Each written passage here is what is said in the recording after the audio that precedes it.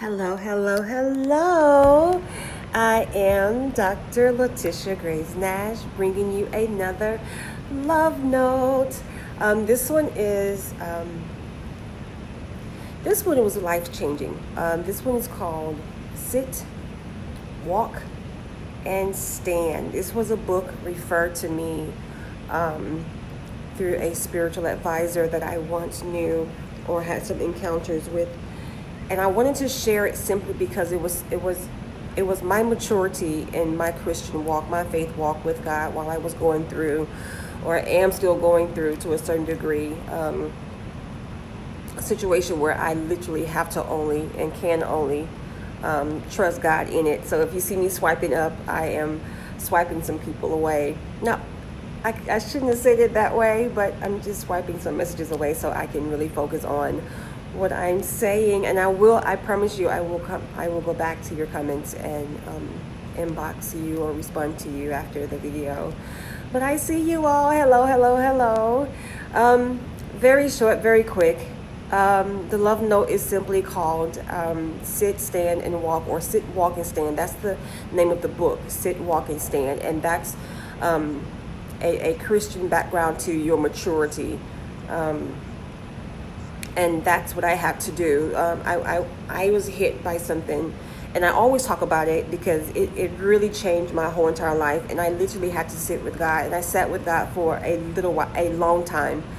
And in the midst of me sitting with God, that's what I call self-help, because I really had to look back into myself. I had to look and see what I was doing, look and see what God wanted me to do. But I did not have a pure or a divine or a strong relationship with God where I knew my own voice from His. And sitting with God, reading that book, I sometimes say it saved my soul. Not saved my life, but saved my soul, because I was able to sit with God and actually hear and decipher between my own voice, my own thoughts, and the thoughts and voices of God. That in turn allowed me to get up. It allowed me to move around. It allowed me to get the strength that I need to just trust Him and hand things over to Him and let Him handle it.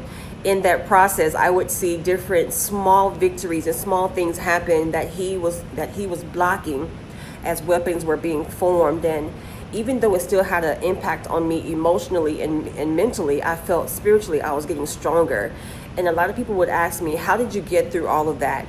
And it was me guarding my mind, not guarding my heart, but literally guarding my mind. Because had I not sat with God, had I not taken that time out to be one with Him and get me out of the way, like I literally had to die to myself and say, what would God want me to do? What would Jesus want me do in this